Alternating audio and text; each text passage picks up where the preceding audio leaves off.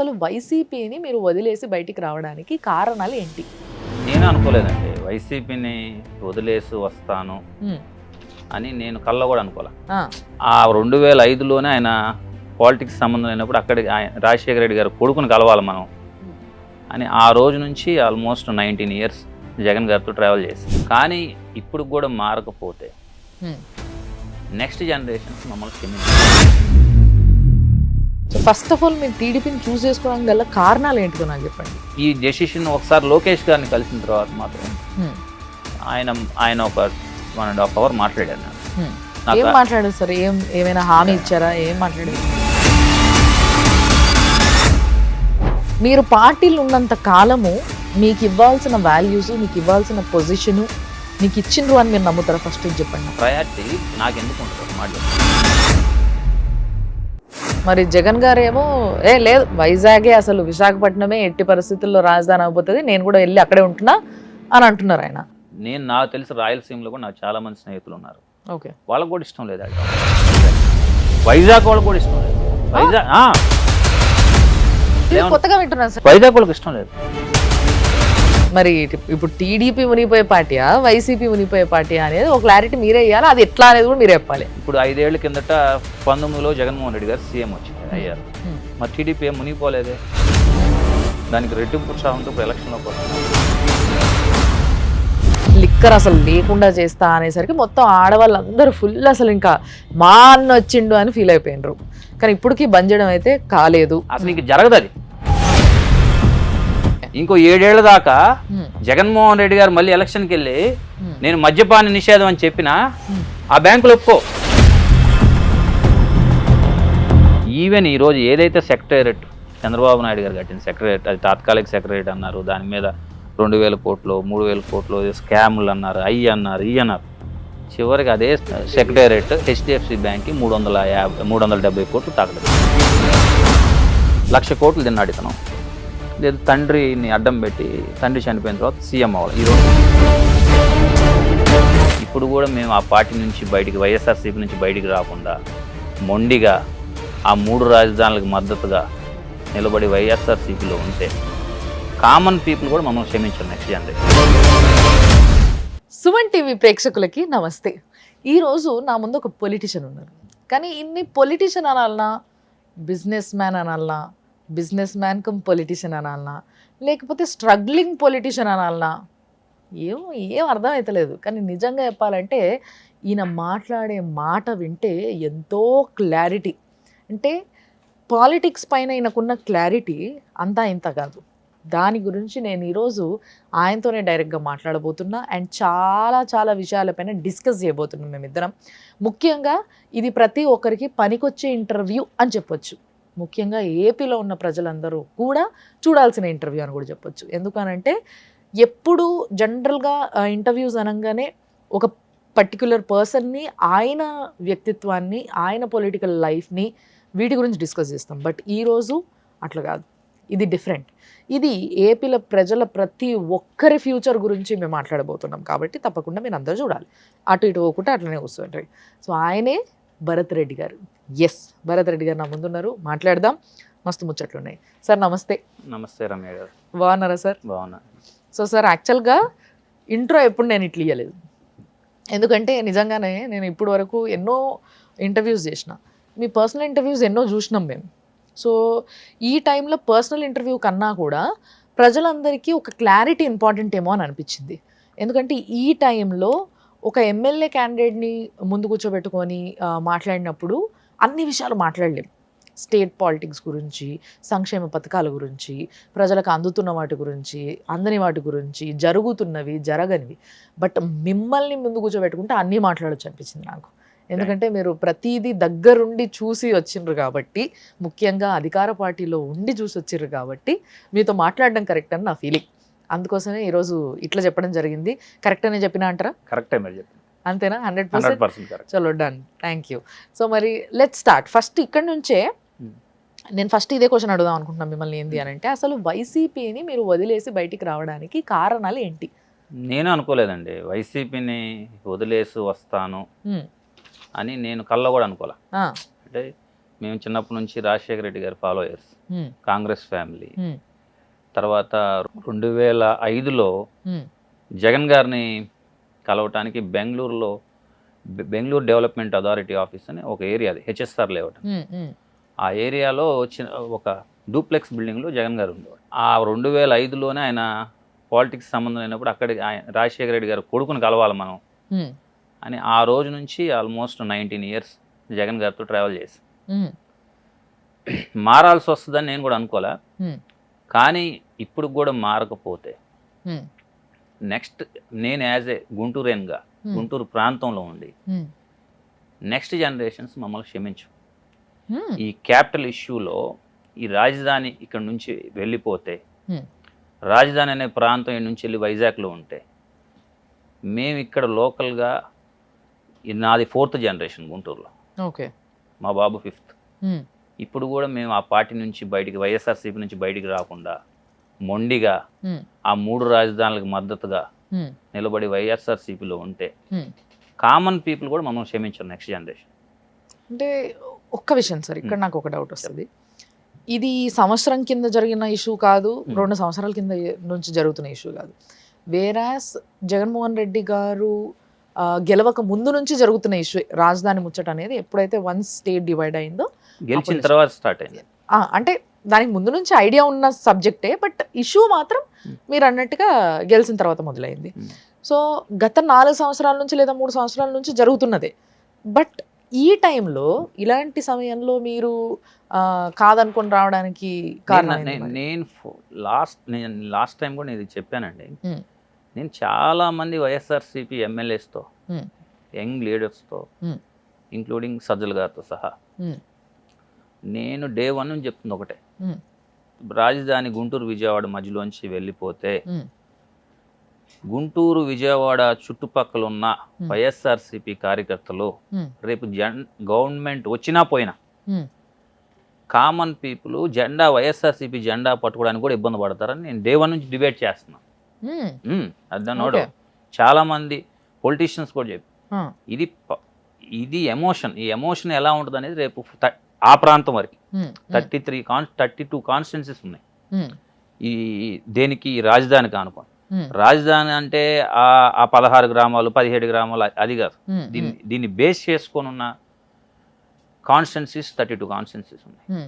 ఈ అన్నిటి మీద ఎఫెక్ట్ పడింది. నేను అక్కడ ప్రాంతం వాడిగా నేను సపోర్ట్ చేయటం, ఆ పార్టీలో ఉండి ఇప్పుడు కూడా సపోర్ట్ చేస్తే నా తల్లికి నేను ద్రోహం చేస్తున్నాను అవుతా, నా ప్రాంతానికి నేను ద్రోహం చేస్తున్నాను. అంటే మీరు మీ ప్రాంతీయ ప్రేమ ఏదైతుందో అది చూపిస్తున్నారు, దాంట్లో తప్పులేదు, న్యాయం ఉంది, దాంట్లో ఎవరికైనా ఉంటుంది అది క్యాజువల్గా. బట్ మీరు ఆలోచించినట్టుగానే ఈ 3 రాజధానుల ముచ్చట వచ్చేసరికి మిగతా 2 రాజధానులు కూడా అట్లే ఆలోచిస్తారు కదా. ఇక్కడ నుంచి రాజధాని కదిలిందా మేము వైసీపీ జెండా పట్టుకో, మీరు అన్నారుగా. అట్లా ఎందుకు జరిగిందండి? ఒకటి, ఇప్పుడు వైజాగ్ ఎవరు డెవలప్ చేయాల్సిన అవసరం లేదండి.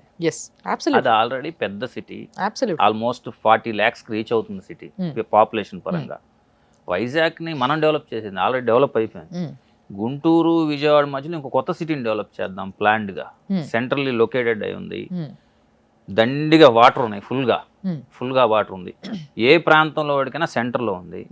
అన్నిటికన్నా 5 ఏళ్ళు అసెంబ్లీలో అందరు ఒప్పుకొని కన్స్ట్రక్షన్ స్టార్ట్ అయ్యి రోడ్స్ అన్ని డెవలప్ అవుతా పెద్ద పెద్ద ఆర్గనైజేషన్స్, ఇన్స్టిట్యూషన్స్ వచ్చినాయి. SRM, విట్, అమృత, ఇట్లాంటి పెద్ద పెద్ద చెన్నై నుంచి ఇన్స్టిట్యూషన్స్ వచ్చి అన్ని పెట్టి అంతా డెవలప్ అవుతున్న టైంలో సడన్ గా వన్ ఫైన్ డే వచ్చేసి నేను 3 capitals దీన్ని ఆడబెడతా, ఇంకోటి కర్నూలు పెడతా, ఎక్కడన్నా కోర్ట్ తీసుకెళ్ళి ఒక ప్రాంతంలో పెడితే అది క్యాపిటల్ అయిద్దా? మీరు చెప్పండి. ఎక్కడైనా ఒక కోర్టుని తీసుకెళ్ళి, ఇప్పుడు చాలా సార్లు కోర్టులు, హైకోర్టులు ఉంటాయి కొన్ని స్టేట్స్లో, కోర్టు తీసుకెళ్ళి పెడితే క్యాపిటల్ అయిపోద్దా? దాన్ని ఏదో ఇప్పుడు ప్రతి కర్నూలుని డెవలప్ చేయాలా? ఇప్పుడు కర్నూలులో సోలార్ అయ్యేది ప్లాన్ చేస్తున్నారు, సోలార్ సిటీ డెవలప్ చేయండి. తిరుపతిని డివోషనల్ సిటీ డెవలప్ చేయండి. ఈ ప్రాంతం ఆల్రెడీ ఎస్టాబ్లిష్ అయ్యి అంతా జరుగుతున్న టైంలో వన్ ఫైన్ డే ఇది కాదు ఇంకోటి పెడతా అంటే పబ్లిక్ యాక్సెప్ట్ చేయరు కదా. ఎట్లా యాక్సెప్ట్ చేస్తారు? కానీ యాక్చువల్లీ ఇక్కడ ఇంకో పాయింట్ కూడా ఉంటుంది సార్. అంటే డెవలప్ చేయాలనుకుంటే అది రాజధాని అవ్వాల్సిన అవసరం కూడా లేదు నిజంగా చెప్పాలంటే. డెవలప్ చేసుకోవాలనుకుంటే రాజధాని ఎక్కడున్నా కూడా మిగతా అంతా ఆంధ్ర రాష్ట్రం అంతా కూడా డెవలప్ చేసుకోవచ్చు. అండ్ ఇంకొకటి ఏంటంటే మీరు అంటున్నట్టుగా విజయవాడ గుంటూరు కూడా, ఇప్పుడు విజయవాడ మంచి డెవలప్డ్, గుంటూరు కూడా మంచిగా వెల్ సెటిల్డ్, నైస్ డెవలప్డ్. ఈ మధ్యల ప్రాంతం ఏదైతే అంటున్నారో యాక్సెస్ అన్నిటికీ ఉంది అండ్ అన్ని వనరులు ఉన్నాయి కాబట్టి ఇక్కడ బాగుంది అనడంలో తప్పులేదు. వన్స్ అగైన్ తప్పులేదు. చెప్పేదేనంటే మేడం, ఇది మీరు చెప్పింది కరెక్టే.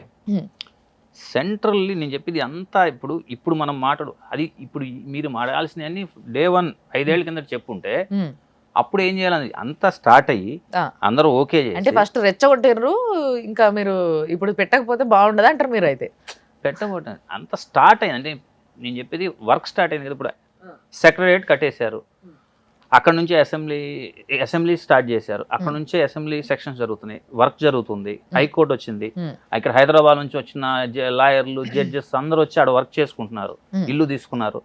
ఒక సిస్టమ్ ఒక 5 ఏళ్ళు స్టార్ట్ అయిపోయింది ఆడ. మళ్ళీ తూచిది కాదు, నేను మళ్ళీ ఇంకోసారి పెడతా, అది ఇంకొక ఆయన వస్తాడు, ఆడ వైజాగ్ తీసుకెళ్ళి నేను బళ్ళారి దగ్గరలో అనంతపురం దగ్గర పెడతా అంటాడు. దానికి ఎక్కడి వరకు దానికి ఒకటి మీరు అన్నట్టు అది నిజమే. మీరు ఏమన్నారు, ఏ ప్రాంతాన్ని డెవలప్ చేయొచ్చు, ఒకటి స్టాండ్ అయిపోయి డెవలప్ అవుతుందని అంతే ఉంచి మీకు ఇంట్రెస్ట్ ఉన్న చోట ఎక్కడైనా డెవలప్ చేయొచ్చు. మీరు చెప్పింది పాయింట్. ఇది అన్నీ ఓకే అయిన తర్వాత మార్చడం తప్పు అంటుంది. ఓకే ఓకే సరే, మీరు ఏదైతే నేను చెప్పేది ఆ ప్రాంతం మాట్లాడుతున్నారో ఎగ్జాక్ట్లీ. ఇప్పుడు ఎప్పుడో 70 ఏళ్ల కిందట చెప్పేవాళ్ళు మా గ్రాండ్ పేరెంట్స్ వాళ్ళు, చెన్నై నుంచి విడిపోయినప్పుడు గుంటూరు విజయవాడ మధ్యలో పెట్టాలని ఒక ప్రపోజల్ వచ్చింది. తర్వాత కర్నూలు పెట్టారు, హైదరాబాద్ పెట్టారు. మళ్ళీ హైదరాబాద్ని వదులుకోవటం అనేది ఎవరికి ఇష్టం లేదు. ఇక్కడ అందరితో ఎమోషన్గా హైదరాబాద్తో బాండ్ ఉంది కాబట్టి అందరికి ఏదో మళ్ళీ వచ్చాం. తర్వాత కొంత అప్పుడేదో ప్రకాశం జిల్లాలో దొనకొండ కాడ పెడతారని ఒక రూమర్ ఉంది. తర్వాత కృష్ణా జిల్లాలో ఏడ పెడతారని అక్కడ ఆ రోజు ప్రకాశం జిల్లాలో పెట్టేసి యాక్సెప్ట్ చేసేవాడు. ప్రకాశం జిల్లాలో ఉండుంటే ఆ 5 ఏళ్ళు అయితే అందరూ యాక్సెప్ట్ చేయాల్సి వచ్చేది అక్కడైనా. ఇక్కడ పెట్టి ఎస్టాబ్లిష్మెంట్ అంతా జరుగుతుంది. ఇప్పుడు జగన్మోహన్ రెడ్డి గారు ఈ అసెంబ్లీలో అదే రోజు ఎమ్మెల్సీ ఇది కూడా లేకుండా రద్దు చేస్తా అన్నాడు. 2 చెప్పాడు ఆ రోజు, అది బ్యాక్ తీసుకున్నాడు. ఇది కూడా బ్యాక్ తీసుకొని ఉంటే అంటే నేను చెప్పాను, నేను యాజ్ ఏ గుంటూరు నాకు ఆ ప్రాంతవాసిగా తీసుకొని ఉంటే నేను 100% పార్టీ మారేవాడిని. అయితే ఇప్పుడు అడుగుతా సార్, నేను మీరు పార్టీలు ఉన్నంత కాలము మీకు ఇవ్వాల్సిన వాల్యూస్, మీకు ఇవ్వాల్సిన పొజిషను మీకు ఇచ్చిండ్రు అని మీరు నమ్ముతారా? ఫస్ట్ చెప్పండి నాకు. ఏంటండి ఇప్పుడు మీరు పార్టీలో ఉన్నంత కాలం, వైసీపీలో ఉన్నప్పుడు? నేను పార్టీలో ఉన్నంత కాలం నేను అదే మేడం, వన్ సైడ్ మీరు అది ఒక అడిగే, పార్టీలో ఉన్నంత కాలం 100% నాకు నేను చెప్పేది, నేను 2005 నుంచి జగన్ గారితో ఫాలో అవుతా ఉన్నాను. పార్టీకి ఆ ప్రాంతంలో బ్యాక్ బోన్ ఉన్నాను. పార్టీ లేనప్పుడు కూడా క్యాడర్ని నేనే పుష్ చేశాను. అంత వచ్చిన తర్వాత కూడా నాకు ప్రయారిటీ ఉంది. ప్రయారిటీ ఎందుకు ఉంటుంది? ప్రయారిటీ నాకు ఎందుకు ఉంటుంది? ఒక మాట చెప్పండి. నేను పార్టీ వచ్చిన తర్వాత కూడా నేను మీకు మీ షోలో చెప్తున్నా, సింగిల్ రూపీ సింగిల్ పైరవి లేకపోతే నా సొంతానికి నా కాలేజీలో సింగిల్ కాలేజ్ ఏదన్నా ఒకటి తెచ్చుకున్నాను ప్రూవ్ చేస్తే నేను గుంటూరు టౌన్ వదిలేసి వెళ్ళిపోతాను. ఒకటి. రెండోది, వైఎస్ఆర్సీపీలో నా ప్రయారిటీ ఇచ్చారంటే నేను ఉండటం వల్ల వైఎస్ఆర్సీపీకి ఒక 10 ఓట్లు 20 ఓట్లు 100 ఓట్లు 1000 ఓట్లు ఈ 5 ఏళ్లలో కానీ ఎప్పుడైనా సరే ప్లస్ అవుతుంది కానీ మైనస్ అవుతుంది. ఎందుకంటే నా స్వార్థానికి నేను పార్టీని అడ్డం పెట్టి లేకపోతే పార్టీలో ఉన్న ఎమ్మెల్యేలను, మినిస్టర్లను, సజ్జల రామకృష్ణారెడ్డి గారిని అడ్డం పెట్టి ఏదో పైరవీలు చేసి లేకపోతే ఆ పొజిషన్ ఎంజాయ్ చేసే పరిస్థితుల్లో నేను లేను. నాకంటూ మీరు ఆఫ్ స్క్రీన్ అయినా ఎంక్వైరీ చేసుకోండి, నాకంటూ భరత్ రెడ్డి అనేవాడికి ఆ ప్రాంతంలో, ఎస్పెషల్లీ గుంటూరు ప్రాంతంలో గుడ్ విల్ ఉంది. వీడు ఎవరిని ఏ స్వార్థానికి వాడుకోడు. వైఎస్ఆర్సీపీ పార్టీలో కూడా ఉన్న రోజు కూడా, గవర్నమెంట్ వచ్చిన రోజు కూడా, నేను ఏ రోజు కూడా నా గవర్నమెంట్ ఉంది, వెనక మాల అండ ఉంది, లేకపోతే నాయనకమాల సజ్జల రామకృష్ణారెడ్డి ఉన్నారు, Hmm. లేకపోతే జగన్మోహన్ రెడ్డి గారు ఉన్నారని చెప్పి నేను ఏ టీడీపీ వాళ్ళని ఇబ్బంది పెట్టలా, జనసేన వాళ్ళు ఇబ్బంది పెట్టలా. నాకు సాధ్యమైనంత వరకు మీరు అన్నారు కదా, నేను ఎప్పుడైనా ఏ పైరవీలు చేసినా అని కానీ, లేకపోతే ఇంకోటి ఏదైనా తీసుకొచ్చుకున్నా అని కానీ, ల్యాండ్ కానీ, మీ కాలేజీలు కానీ, ఇలాంటివి ఏమైనా దీనికి సంబంధించిన విషయాలలో ఏమైనా పార్టీని అడ్డం పెట్టుకొని నేను చేసినట్టయితే ఒక్కసారి చెప్పమనండి, నేను ఇది చేస్తాను అంటున్నారు. సో అలాంటివి చెయ్యడానికి తగిన పదవి మీకు ఇవ్వకపోవడం వల్ల జరగలేదు. చేయొచ్చు. నేను ఎవరితో నేను నా ప్రయోజనం కోసం నేను నాకు పార్టీ స్టాండ్ నచ్చలేదు, నేను వచ్చేసాను అంత బయటికి.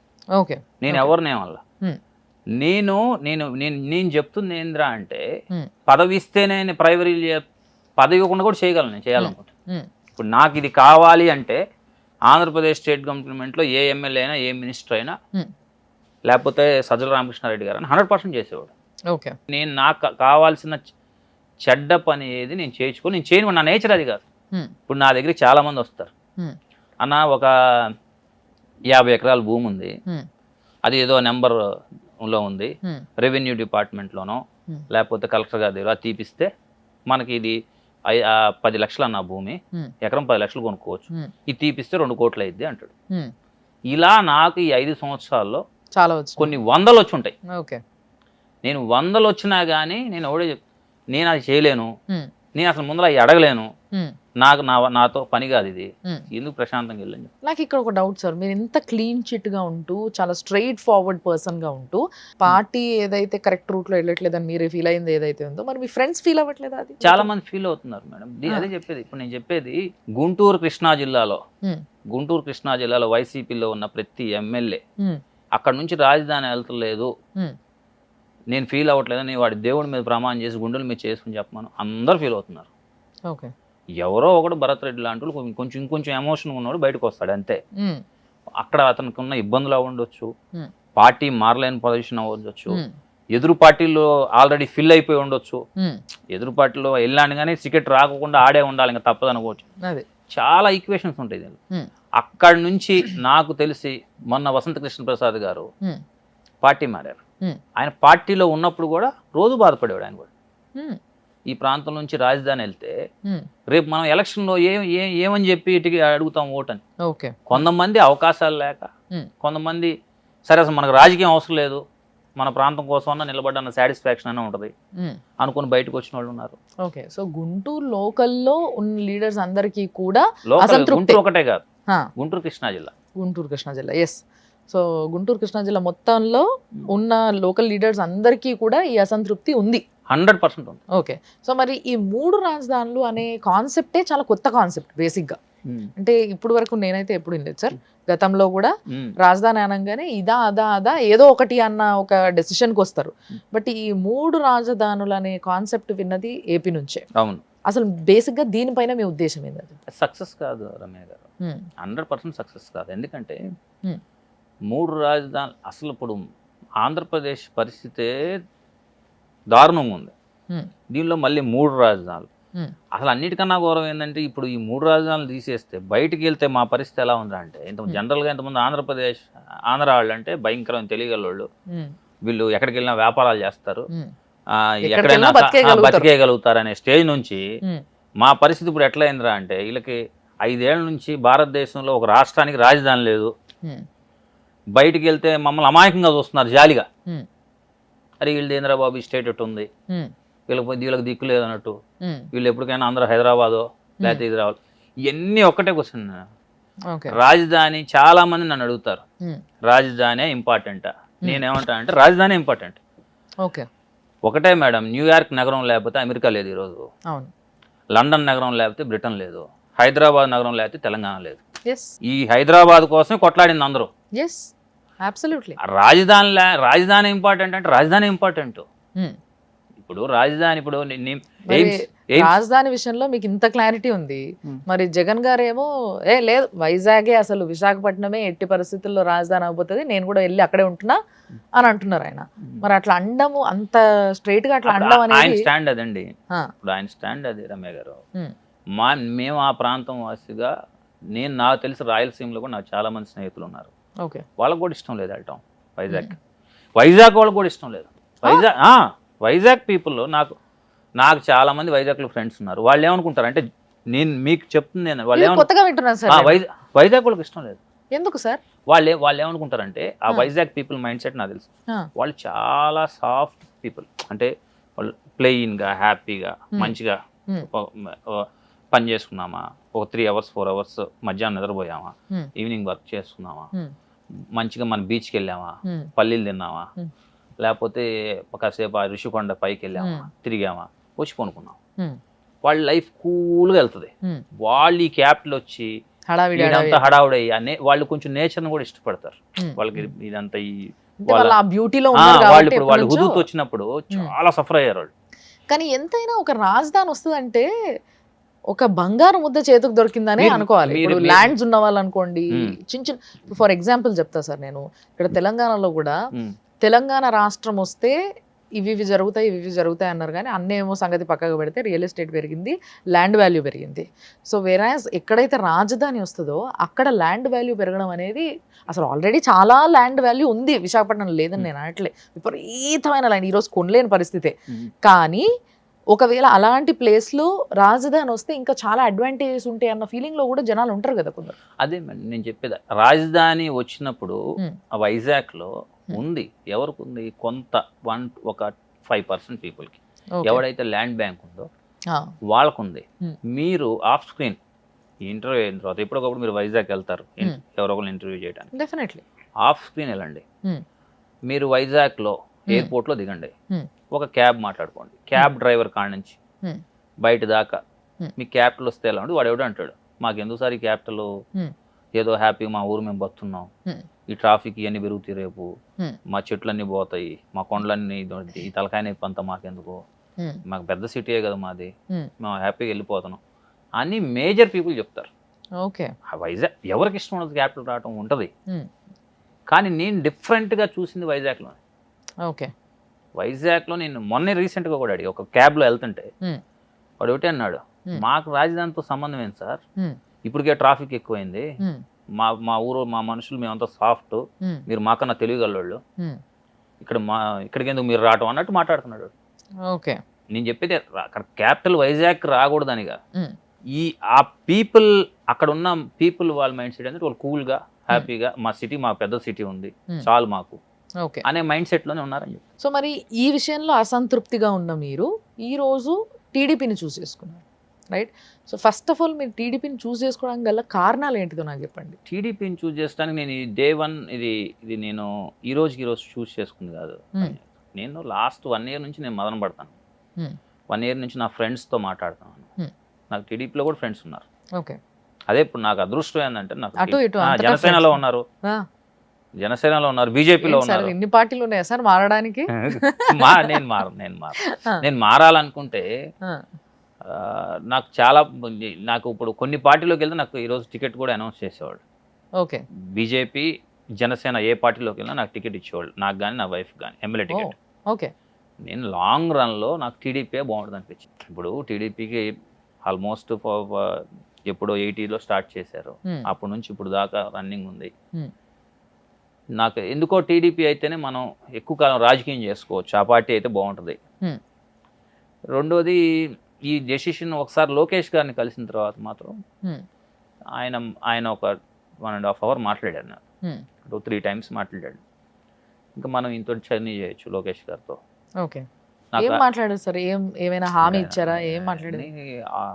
ఆఫ్ స్క్రీన్ జరిగినాయి చెప్పలేం కదా మేడం. హామీ ఇచ్చారా పోనీ మీకు ఏమైనా? నేను అదే చెప్తున్నా, అవన్నీ అంటే 100% లోకేష్ గారితో నేను మాట్లాడిన తర్వాత ఆయన ఒక మాట నాకు బాగా నచ్చింది, ఇప్పుడు స్టేట్ ఉన్న పరిస్థితి బాగాలేదు భరత్, మనం పని చేద్దాం కలిసి, స్టేట్ని డెవలప్ చేసుకున్నాం, స్టేట్లో ఇండస్ట్రీస్ తేవాలా, మంచి మంచి స్టూడియోస్ తేవాలా, ఇన్ఫ్రాస్ట్రక్చర్ డెవలప్ చేయాలా, వెల్ఫేర్ ఆయన చెప్పింది కూడా వెల్ఫేర్ కూడా ఉండాలా, వెల్ఫేర్తో పాటు ఇవన్నీ కూడా డెవలప్ చేసుకుని వెళ్దాం, లాంగ్ రన్లో మనం చేస్తే బాగుంటుంది పార్టీకి, నువ్వు రా మనం కలిసి పని చేద్దాం అన్నాడు.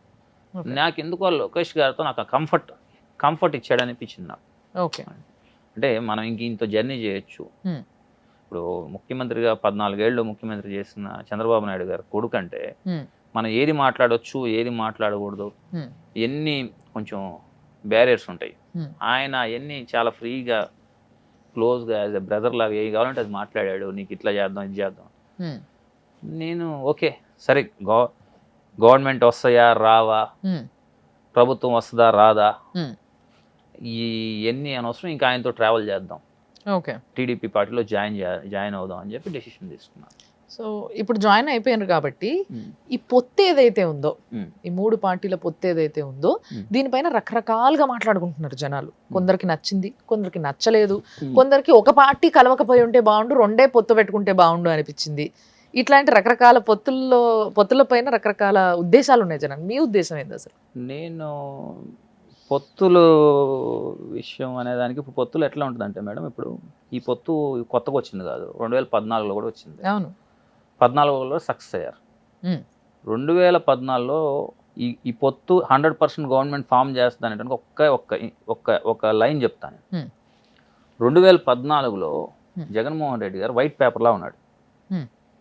ఎలా అంటే ఆయన మీద ఉన్న అభియోగం ఏందిరా ఆ రోజు అంటే, 1,00,000 కోట్లు తిన్నాడు ఇతను, లేదు తండ్రిని అడ్డం పెట్టి తండ్రి చనిపోయిన తర్వాత సీఎం అవ్వాలి, ఈ 2 అభియోగాలు ఉన్నాయి.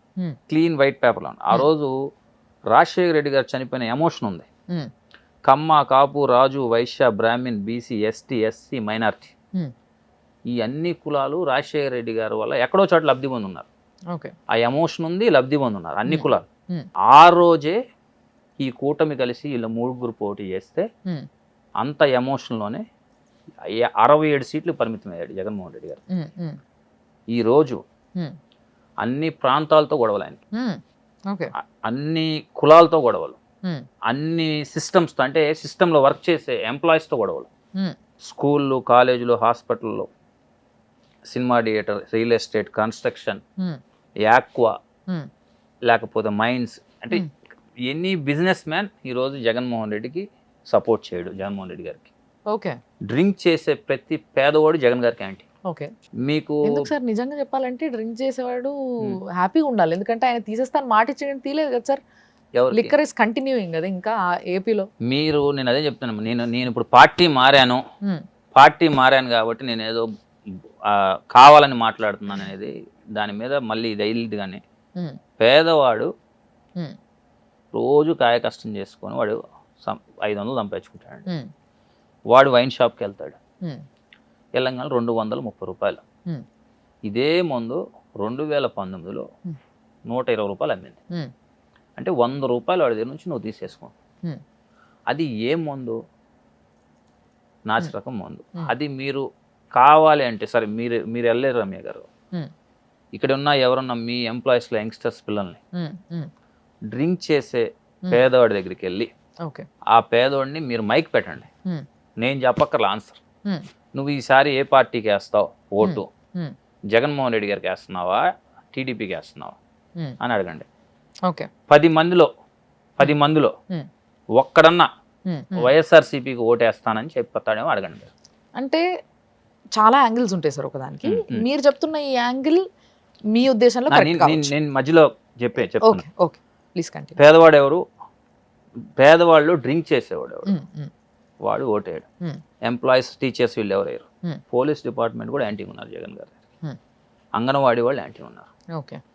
ఇప్పుడు మా ప్రాంతం, రాజధాని ప్రాంతంలో 32 కాన్స్టిట్యూన్సీలో వాళ్ళు యాంటీ ఉన్నారు. ఇది కాక కొత్తగా ఆయనకు యాడెడ్ ఏంద్రా అంటే, ఇలా 2 సిస్టర్స్ని ఆయన బయట దోశాడని, వివేకానంద రెడ్డి గారి హత్య ఇంతవరకే వాళ్ళ చెల్లెలికి న్యాయం జరగలేదు, హత్య ఏం జరిగిందనేది న్యాయం జరగలేదు ఈ గవర్నమెంట్లో అనేది కానివ్వండి, ఇన్ని అభియోగాలు ఉన్నాయి ఆయన మీద. ఇన్ని అభియోగాలు, ఇంత వ్యతిరేకత మీద ఈసారి మళ్ళీ జగన్మోహన్ రెడ్డి గారు ఎట్లా వస్తారు? నేను 2014 ఎగ్జాంపుల్ చెప్పా. ఈ 19కి వచ్చేటప్పటికి ఇన్ని సెక్టార్స్లో వ్యతిరేకత ఉంది. ఆయనకున్న ఒకే ఒక ఆప్షన్ ఏంద్రా అంటే, స్కీమ్ తీసుకున్నాడు ఈయన కోటేస్తాడు. నేను డబ్బులు ఇచ్చాను, ఆ డబ్బులు ఇచ్చినోడు నాకు ఓటేస్తాడు అని దాని మీద ఉన్నాడు ఆయన. చూడాలి ఇప్పుడు రేపు ఎలక్షన్ చూడాలి మేడం, ఆయన స్కీమ్స్ పనిచేస్తాయా, ఆ స్కీమ్ తీసుకున్నాడు ఓటేస్తాడా, లేదు నేను ఇన్ని వ్యతిరేకతలోనే చెప్పి ఇంత వ్యతిరేకత ఉంది. నా అంచనా, నా పర్సనల్ ఒపీనియన్, నాకు ఇప్పుడు 6 ఎలక్షన్స్ నేను చూశాను నా చిన్నప్పటి నుంచి, నా అంచనా కూటమే గవర్నమెంట్ ఫామ్ చేస్తుందని నేను అనుకుంటున్నాను. ఓకే. ఇప్పుడు ఈ వ్యతిరేకతలో కూడా వాళ్ళు తీసుకున్న వాళ్ళు వేసారు అంటే నా జరిగిద్దని నేను అనుకోవటం, దాన్ని జరగటానికి 5% ఛాన్స్. ఓకే. అంటే సో కూటమి అనేది కరెక్ట్ గా ఉందంటారు అయితే మీ లెక్క ప్రకారం. ఒకటి మేడం, ఇంట్లో నలుగురు ఉంటేనే నలుగురికే పడదు. ఇప్పుడు 3 పార్టీలు కలిసినాయి, చిన్న చిన్నవి ఉండొచ్చు. చంద్రబాబు సరే, వాళ్ళలో వాళ్ళకి ఏమన్నా ఉండని సార్, అది మనకు అనవసరం.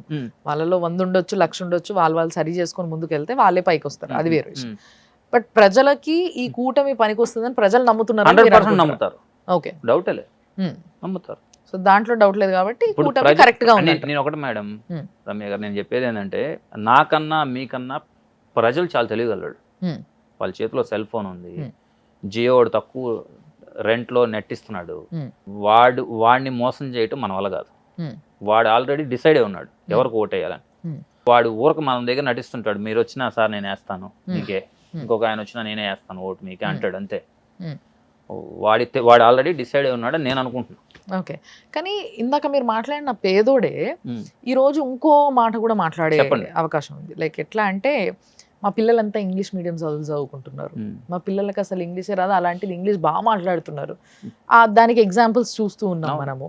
సో అందుకోసమైనా మేము జగన్ అన్నకు ఓటేస్తాం అనేటోళ్ళు కూడా ఉన్నారు. సో మరి దీనిపైన చెప్పేది ఇంగ్లీష్ మీడియం స్కూల్స్ లేకపోతే అమ్మఒడి, ఇవన్నీ కొన్ని మంచి సచివాలయాలు, వాలంటీర్ వ్యవస్థ, కొన్ని మంచి స్కీమ్స్. నేను చెప్పేది అన్ని చెడ్డ అని చెప్పట్లేదు మేడం, కొన్ని మంచి స్కీమ్స్ ఉన్నాయి. ఇంగ్లీష్ మీడియం చదవద్దని ఎవరు అంటలా. ఇప్పుడున్న కాంపిటీషన్ వాళ్ళు ఇంగ్లీష్ మీడియం ఉండాలా, అట్లని తెలుగు మీడియం కూడా ఉండాలిగా.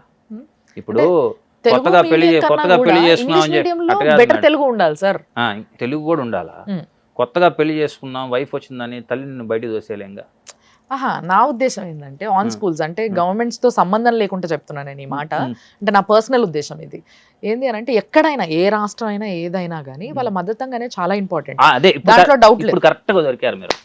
ఇప్పుడు మీ పేరు ఎలా వచ్చింది? మీరు తెలంగాణ యాస మాట్లాడతారు. అవును, మీకు పేరు మెయిన్, మీ స్లాంగే కదా మీ బలం.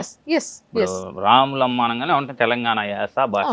అవును, అట్లా నేనేం చెప్తున్నా అంటే, ఇంగ్లీష్ ఉండాలా, అట్లాగే తెలుగు ఉండాలా, డెఫినెట్లీ ఉండాలి. నేనేమంటున్నా అంటే సార్, ఇంగ్లీష్ మీడియం ఉన్నంత మాత్రాన తెలుగుని నెగ్లెక్ట్ చేయాల్సిన అవసరం లేదు, బలమైన తెలుగు నేర్పాలి. ఇప్పుడు బేసిక్గా ఇంగ్లీష్ మీడియం స్కూల్స్లో నాకు ఉన్న కంప్లైంట్ ఇది ఫస్ట్ నుంచి కూడా. ఇప్పుడు తెలుగు మీడియం స్కూల్స్ని ఇంగ్లీష్ మీడియం స్కూల్స్లో మార్చడం వల్ల ఏం ఒరిగిపోయింది అంటే, డెఫినెట్గా చెప్పాలంటే ఏం ఒరిగిపోలేదు. నిజంగా చెప్పాలంటే, ఏవైతే ఎప్పటి నుంచో ఉన్న ఇంగ్లీష్ మీడియం స్కూల్స్ ఉన్నాయో దాంట్లో తెలుగుని బలపరచాల్సిన అవసరం ఉంది. అవును, నిజానికి చెప్పాలంటే ఇంట్లో తెలుగు మాట్లాడే ప్రతి పిల్లోడు ఇంగ్లీష్ బాగా మాట్లాడగలుగుతాడు, రాయగలుగుతాడు, చదవగలుగుతాడు, కానీ తెలుగు మాత్రం అంత ఈజీగా రాయలేడు చదివినా కూడా. ఇది పరిస్థితి. అంటే తెలుగు మీడియం పైన ఇంగ్లీష్ ఫోకస్ చేస్తే తెలుగు మీడియం పిల్లలకు ఆబ్వియస్లీ తెలుగు వచ్చు, రాయడము, చదవడము, ఇవన్నీ. సో వాళ్ళు ఇంగ్లీష్ నేర్చుకోవడంలో వాళ్ళకి అడ్వాంటేజ్ ఉంది, బయట ఎక్కడికి వెళ్ళినా బతకగలుగుతారు వాళ్ళు. మంచిదే. టీడీపీ స్టాండ్ కూడా ఇంగ్లీష్ చెప్పొద్దని ఎప్పుడు చెప్పలేదండి, ఇంగ్లీష్తో పాటు తెలుగుని కూడా బ్యాలెన్స్ చేసి చెప్పమంది. కానీ కొంత వ్యతిరేకత మాత్రం వచ్చింది కదా అనౌన్స్ చేసినప్పుడు.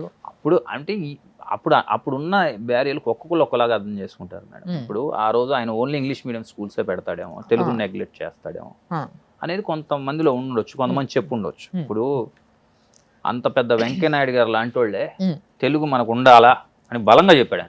ఆయన తెలియదు, నేను చెప్తా సార్ తెలుగు ఉండాలా. అందుకని ఆయన ఆ రోజు వీళ్ళు వైసీపీ వాళ్ళు ప్రమోట్ చేయడంలో ఏదైనా రాంగ్ దీనిలో ఉండొచ్చు, లేకపోతే మాకు సంబంధించిన మా పార్టీ కానీ ప్రతిపక్ష పార్టీల వాళ్ళు ఏదైనా రాంగ్ తీసుకోవచ్చు. కానీ ఈ రెండు బ్యాలెన్స్ చేస్తూనే ఉండాలి. నేను అనుకోవటం, రేపు చంద్రబాబు నాయుడు గారు వచ్చినా ఇవన్నీ డిస్టర్బ్ చేయడు ఆయన. ఓకే, నా తెలిసి అయితే ఆయన మైండ్ సెట్ ప్రకారం ఇవన్నీ స్ట్రీమ్ లైన్ చేస్తాడు నీట్గా. ఇంగ్లీష్ స్కూల్స్ ఎప్పుడైనా తెలుగు ఉంచి ఇంగ్లీష్ తీస్తానని ఎవరు చెప్పలేదు కదా టీడీపీలో, ఎవరైనా చెప్పారా మా పార్టీలో? లేదు లేదు. అండ్ ఇంకొకటి పేదోడి విషయం ఎట్లా వచ్చింది కాబట్టి అది కూడా అడుగుతాను సార్. ఇప్పుడు ఏదైతే ఈ పేదోడికి పెత్తందారికి మధ్య వారు, క్లాసిక్ వారు అని చెప్పేసి బాగా వినిపిస్తున్నమాట, దీని గురించి మీరేమంటారు? నేను చెప్పేది అదే రమ్య గారు. ఇప్పుడు జనాలు ఎలా ఉందంటే, నేను చెప్పేది అసలు అది వినటానికి విచిత్రంగా ఉంది నాకు. ఇప్పుడు ఎట్లా ఉందంటే, క్లాస్ వారు, పెత్తందారి వర్సెస్ పేదోడు అంటారు. అసలు అది ఎంత డేంజర్ జోన్లోకి వెళ్ళిపోతుంది ఆంధ్రప్రదేశ్ అనేది. పేదోడు వర్సెస్ పెత్తందారి అంటే, ఇప్పుడు ఒక ఊర్లో ఓ పెద్ద ఆయన ఉన్నాడండి, ఓ పెద్ద మనిషి. ఆయన 100 ఎకరాల భూమి ఉంది, ఓ 10 ఎకరాలు అమ్మి ఊళ్ళో రైస్ మిల్ పెట్టాడు. ఉమ్, దానిలో ఒక 100 మంది పనిచేస్తారు. ఇప్పుడు ఆ రైస్ మిల్ ఆయన్ని పెట్టొద్దనా, ఈ 100 మందికి ఉపాధి వద్దనా? అది రైస్ మిల్ పెట్టకూడదు, నువ్వు ఈ 100 మంది పని చేయకూడదు, ఉమ్, వీడు రైస్ మిల్ వాడు పెత్తందారి కదా, ఉమ్, వీడు మాత్రం పని చేయకూడదు. ఉమ్, లేకపోతే ఒక ఫ్యాక్టరీ పెడతాడు, ఒక రొయ్యల్ ఫ్యాక్టరీ పెట్టాడు ఉమ్, ఈ కోస్టల్ లైన్లో. ఒక ఆయన Hmm. ఒక 200 కోట్లు పెట్టి రొయ్యల్ ఫ్యాక్టరీ పెట్టాడు. ఉమ్, ఈ రొయ్యల్ ఫ్యాక్టరీ పెడతాం వల్ల ఉమ్, చుట్టుపక్కల గ్రామాల్లో ఉండే ఆడవాళ్ళకో వాళ్ళకు చుట్టుపక్కల ఉండే పని వాళ్ళకో ఒక 400-500 మందికో 300 మందికో ఎంప్లాయ్మెంట్ వస్తుంది. ఉమ్, ఇది వాడు ఇప్పుడు రొయ్యల్ ఫ్యాక్టరీ పెట్టాడు పెత్తందారా, ఉమ్, వీళ్ళు పేదవాడు అనుకుందాం. ఉమ్, ఆ రొయ్యల్ ఫ్యాక్టరీ పెట్టకూడదనా, లేకపోతే వీళ్ళు ఎట్లా అనేది నాకు అర్థం కాదు. రెండోది, ఉమ్, సరే అట్లా అనుకుంటే ఉమ్, ఇప్పుడు ఈయన పేదోడు వర్సెస్ పెత్తందారి అనేది గవర్నమెంట్ చెప్తాను. ఉమ్, నువ్వు పేదోడిని ఎవరిని ఇండస్ట్రియలిస్ట్ని చేసావు, ఎవరిని ఫ్యాక్టరీలు పెట్టించావు? ఉమ్, నువ్వు నిజంగా పేదోడు వర్సెస్ పెత్తందారి అనుకున్నప్పుడు ఈ ప్రభుత్వం ఉమ్, కాన్స్టిట్యున్సీకి ఉమ్, జిల్లాకి ఉమ్, ఒక 100 మంది పేద యువకులు, తెలివిగల్లోళ్ళు, చదువుకున్నోళ్ళు, ఉమ్, స్మార్ట్ ఉమ్, పిల్లల్ని ఉమ్, ఎస్సీ ఎస్టీ బీసీలో ఉన్న మైనార్టీలో ఉమ్, తీసుకొని గవర్నమెంటే 1 కోటి 2 కోట్లు లోన్ ఇప్పించి ఉమ్, స్టార్టప్ కంపెనీలో ఫ్యాక్టరీస్ పెట్టియొచ్చుగా, ఉమ్, పేదోడిని డెవలప్ చేయొచ్చు కదా. స్కిల్ పేదోడిని నువ్వు డబ్బులు ఇచ్చి ఉమ్, వాడిని ఇంట్లో కూర్చోబెట్టే బదులు ఉమ్, పేదోళ్ళు చదువుకున్న పిల్లల్ని, మెరుపులు లాంటి కుర్రవాళ్ళని, చాకులు లాంటి పిల్లల్ని తీసుకొచ్చి నువ్వు గవర్నమెంటే ఫండ్ చేసి పేదోడిని డెవలప్ చేయొచ్చు. ఉమ్, ఇంకోటి, స్వతంత్ర భారతదేశంలో, ఉమ్, ఇంత పెద్ద భారతదేశంలో ధనికులు ఎంత సహజంగానే పేదోళ్ళు ఉంటారు. ఏ గవర్నమెంట్ అయినా, చంద్రబాబు నాయుడు గారి గవర్నమెంట్ అయినా, జగన్మోహన్ రెడ్డి గారి గవర్నమెంట్ అయినా, నరేంద్ర మోదీ గారి గవర్నమెంట్ అయినా, సోనియా గాంధీ గారు నడిపిన గవర్నమెంట్ అయినా పేదోడికే పని చేస్తుంది. భారతదేశం పేద దేశం, ఉమ్. పేదోడిని డెవలప్ చేయాలని చేస్తుంది. కొత్తగా ఏం నిజంగా చేస్తుంది? చెప్పాలంటే భారతదేశం గొప్ప దేశమే సార్. ఉమ్. మీరు పేద దేశం అనొద్దు, నేను జీర్ణించుకోలేను ఆ అట్లా కాదు, ఈ విషయాన్ని. పేదోడు ఇప్పుడు అమెరికాలో గొప్పోడే గొప్పడు అవుతున్నాడు అన్న అమెరికాలో విషయం మాత్రం నిజం. 15-16% పేదోళ్ళు ఉన్నారండి. ఉమ్, మరి అగ్రదేశం కదా. ఉమ్, ఇంకోటి, మీరు అన్నట్టు నిజంగానే గొప్ప దేశం. ఉమ్, మన చుట్టుపక్కల ఇంక్లూడింగ్ చైనా ఒక్కటి తీసేస్తే ఉమ్, ప్రతిరోజు హ్యాపీగా ఆనందిని నిద్రపోతుంది ఇండియాలోనే. భారతదేశం. ఎస్, అన్ని కంట్రీలు రోజు అన్నం దొరక ఇబ్బంది పడతాయి. ఎస్, ఆ ఇండియాకు ఉన్న ప్రతి కంట్రీ, చుట్టుపక్కల ఉన్న కంట్రీస్ అన్ని. అవును. నేను డేంజర్ జోన్లోకి ఎందుకు వెళ్ళిపోతున్నా అంటే, Hmm. ఆంధ్రప్రదేశ్ క్రెడిబిలిటీ పోతుంది. ఉమ్, ఈ క్లాస్ వార్ అని, లేకపోతే పేదోడు వర్సెస్ పెత్తందారు అనేటోడికి ఉమ్, తెలివి గల్లోడు. ఇప్పుడు మీరే ఉన్నారు మేడం, ఉమ్, మీరు ఒక కొత్తగా ఐఐటిలో టాపర్ మీరు ఉమ్, వచ్చారు. Hmm. మీ దగ్గర ఊళ్ళో ఒక 50 కోట్లు డబ్బులు ఉన్నాయి. Hmm. మీ నాన్నగారు సంపాదించి, ఉమ్, ప్రాంతం మీద ప్రేమ. ఉమ్, నువ్వు ప్రాంతం మీద ప్రేమతో ఆ 50 కోట్లు బ్యాంకర్స్ దగ్గరికి వెళ్ళి ఒక 200 కోట్లు తీసుకొని వచ్చి ఉమ్, నువ్వు అక్కడ ఆంధ్రప్రదేశ్లోనే ఫ్యాక్టరీ పెట్టాలనుకుంటావు. ఉమ్, ఈ గొడవలు, పేదలు వర్సెస్ పెత్తందారులు ఇవన్నీ అనేటోడికి వాడి మైండ్లో ఏం పడిద్ది? ఉమ్, నాకు సేఫ్ ప్లేస్ ఏంది? హైదరాబాద్ వచ్చేస్తాడు వాడు, లేకపోతే చెన్నై పోతాడు, లేకపోతే బెంగళూరు. దీనివల్ల ఎవరు నష్టపోతున్నారు? స్టేట్ క్రెడిబిలిటీ పోతుంది. ఓకే. కులాల మధ్యన, మతాల మధ్యన క్లాస్ వార్ అని అని చేస్తే సో దాని ఫైనల్ గా వెనక- నష్టపోయే స్టేటే. దాని వెనక ఏదైతే ఉద్దేశం ఉందో అది కన్వే అవ్వకుండా రాంగ్ రూట్ లో వెళ్తుంది. రాంగ్ రూట్ లో వెళ్తుంది అంటారు. ఇందాక మనం ఇంకో విషయం మాట్లాడుకున్నాం ఇట్లా ఇంగ్లీష్ మీడియం దాని గురించి. సో ఇదే తప్పు ఇక్కడ కూడా జరుగుతుంది అంటారు. ఇంగ్లీష్ మీడియంలో తప్పులు ఏం జరిగినాయి అంటే మీరు అన్నారు కదా, అది కన్వే చేసే విధంలో తప్పు ఉండొచ్చు. కన్వే చేసే విధంగా తప్పు జరిగినాయి, కానీ ఇంగ్లీష్ మీడియం మంచి కాన్సెప్ట్ అది. అదే అంటున్నా, అది కన్వే చేసే విధంలో తప్పు జరగడం వల్ల నేనేమన్నా అంటే ఇంగ్లీష్ తో పాటు తెలుగు కూడా ఉండాలా. ఇప్పుడు భార్య ఇంటికి వచ్చిందని చెప్పి అమ్మని దూరం చేయకూడదు. అమ్మ భార్య ఇద్దరు కలిసి రన్ చేయాలి ఒకే స్టైల్లో. మన ఇంట్లో కొత్త పెళ్ళి, నా వైఫ్ వచ్చింది, అమ్మ వెళ్ళిపోలే అంటే నువ్వు పక్కింటికి వెళ్ళిపో అంటానికి లేదు కదా. దీన్ని బ్యాలెన్స్ నడపాలి. కొంచెం ఇప్పుడున్న కాంపిటీషన్ వాళ్ళు ఇంగ్లీష్ ఎక్కువ ఉండొచ్చు, దానికి సపరేట్ స్పోకెన్ ఇంగ్లీష్ క్లాసులు పెట్టి కొంచెం అట్లా మెల్లి రన్ చేస్తే రెండు ఒకే దానిలో వెళ్తాయి. Okay, okay. సో మరి ఇంకో మాట కూడా బాగా వినిపిస్తుంది సార్, అంటే టీడీపీ మునిగిపోయే పార్టీ అని చెప్పేసి వైసీపీ. మరి ఇప్పుడు టీడీపీ మునిగిపోయే పార్టీయా, వైసీపీ మునిగిపోయే పార్టీయా అనేది ఒక క్లారిటీ మీరే ఇవ్వాలి. అది ఎట్లా అనేది కూడా మీరే చెప్పాలి. టీడీపీ మునిగిపోద్దా, వైసీపీ మునిగిపోద్దా అనేది పెద్ద టైం లేదండి, ఇంకా ఉంది 31 days. తెలిసిపోద్ది. ఓటర్ ఆల్రెడీ డిసైడ్ అయి ఉన్నాడు. రెండోది నేనేమనుకుంటున్నా అంటే, టీడీపీ అయినా వైసీపీ అయినా ఒకవేళ ఈరోజు మా కూటమి వచ్చింది, చంద్రబాబు నాయుడు గారు ముఖ్యమంత్రి అయ్యారు, అలానే వైసీపీ ఎందుకు మునిగిపోద్ది? దాని ఓట్ బ్యాంక్ దానికి ఉంటుంది. అవును, డెఫినెట్లీ ఉంటుంది. ఇప్పుడు 5 ఏళ్ల కిందట 19లో జగన్మోహన్ రెడ్డి గారు సీఎం అయ్యారు, మరి టీడీపీ ఏం మునిగిపోలేదే. దానికి రెట్టింపు ఉత్సాహంతో ఇప్పుడు ఎలక్షన్లోకి వస్తున్నారు. ఇప్పుడు టీడీపీ పరిస్థితి ఏంటి? టికెట్ల కోసం, ఒక టికెట్ కోసం 10 మంది క్యూలో ఉన్నారు. టీడీపీలో. అది ఒక పార్టీ ఓటమైతే మునిగిపోవటం అని ఏమున్నది మేడం, అదంతా అది అవాస్తవం. అంటే దాంట్లో పొత్తు వల్ల కూడా అలాంటి మాట వచ్చుండొచ్చు అని అనుకోవచ్చా, లేదంటే పొత్తుకి దానికి సంబంధం లేదంటే ఏది మునిగిపోయే పార్టీ అని చెప్పేసి? ఎక్కడ పొత్తు? అంటే పొత్తు వల్ల ప్లస్ ప్లస్ అంటారా? 100% ప్లస్. నేను చెప్పేది దీనిలో ఇది పెద్ద సబ్జెక్ట్ మేడం. పొత్తు అనే దానికి దీనికి సంబంధం లేదు. ఇప్పుడు పొత్తు ఉండటం వల్ల నేను ఇందాక చెప్పాను 2014లో పొత్తు వెళ్ళాం, 100% గవర్నమెంట్ ఫామ్ చేసింది టీడీపీ. పొత్తు వల్ల నేను అనుకోవడం ప్లస్ అనుకుంటున్నాను. Okay okay. కొంత మైనార్టీస్లో Muslim minorities vote bank YCP వైపు కొంచెం టర్న్ ఉండొచ్చు. ఓకే, లెట్స్ సీ అంటారు అయితే. అది చూడాలి అది. ఓకే, మీరు బాగా అంటే యూనో మీ ఏదైతే సర్వే ఉందో మీరు ఎవరితో చేయించారో కానీ మీ సర్వే చాలా బాగుంది సార్. బేసిక్గా అంటే మీరు కరెక్ట్ పాయింట్స్ కొన్ని మాట్లాడుతూ ఉన్నారు, అది బాగుంది. అంటే ప్రజెంటేషన్ కూడా చాలా నీట్గా చెప్తున్నారు మీరు. సో ఇంకొక విషయం ఉంది నా దగ్గర, లిక్కర్ గురించి కూడా మాట్లాడినాం మనం ఇందాక. యాక్చువల్లీ లిక్కర్ అనేది చాలా పెద్ద ఇష్యూ ఇప్పుడు ఏపీలో. అవును, ఇందాక మాట్లాడినప్పుడు నేను అడుగుదాం అనుకున్నా, బట్ దాంట్లోంచి ఇంకో టాపిక్ వచ్చేసరికి నేను డైవర్ట్ అయ్యా. సో లిక్కర్ కాన్సెప్ట్కి వచ్చేసరికి ఈ స్కీమ్ గురించి ఎట్లుంది అని అంటే, ఆయన జగన్మోహన్ రెడ్డి గారు ఏమన్నారు, లిక్కర్ అసలు లేకుండా చేస్తా అనేసరికి మొత్తం ఆడవాళ్ళందరూ ఫుల్ అసలు ఇంకా మా అన్న వచ్చిండు అని ఫీల్ అయిపోయినరు. సో మా అన్న వచ్చిండు, మొత్తం లిక్కర్ బంద్ చేస్తాడు, మా మొగోళ్ళంతా మంచి పని చేసుకుంటారు అని చెప్పేసి చాలా సంతోషపడ్డారు. లేదు ఒకవేళ లిక్కర్ బంద్ చేయకపోతే మళ్ళీ వచ్చే ఎలక్షన్స్లో నేను అసలు రాను, ఓటు అడగనన్నారు. కానీ ఇప్పటికీ బంద్ చేయడం అయితే కాలేదు, కుదరలేదు. నేను ఒక్కటి ఫ్రాంక్గా కూడా చెప్తాను రమ్య గారు. Yeah please. సరే, లిక్కర్ బ్యాండ్ అంటే నేను కొంచెం రియాలిటీలో ఉంటా. Yeah please please. కొంతమంది ఆడవాళ్ళు ఎవరైనా తప్పుగా అనుకున్నా నేను సారీ చెప్తున్నా.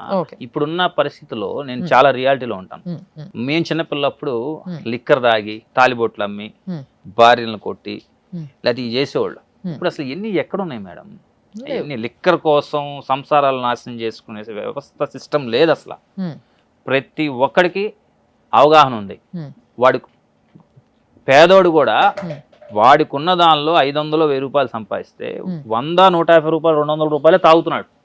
ఓకే, ఈ రోజు ఆ పాత రోజుల్లో లాగా ఎన్టీ రామారావు గారి టైంలో ఆయన బ్యాన్ చేశాడంటే ఆ రోజు ఇంత అవగాహన లేదు, ఇన్ని సిస్టమ్స్లో ఇంత మీడియా చట్ట వ్యవస్థలు ఇంత ఇప్పుడు ఇప్పుడు ఉమెన్కి సంబంధించిన ఈ ఇన్స్టిట్యూషన్స్ ఇవన్నీ లేవు. అవును అవును.